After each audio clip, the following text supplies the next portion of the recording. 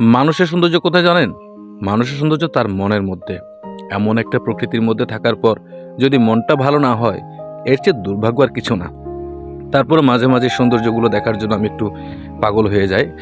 তারপরও এই সৌন্দর্যের কাছে আমি যে কীভাবে পাগলামি করি সেটা কখনো আপনাদেরকে না বললে হয়তো বুঝতে পারবো না। আমার এই সৌন্দর্য প্রকৃতি, আমার গ্রাম, আমার চিতমরম আমার কাছে অনেক ভালো।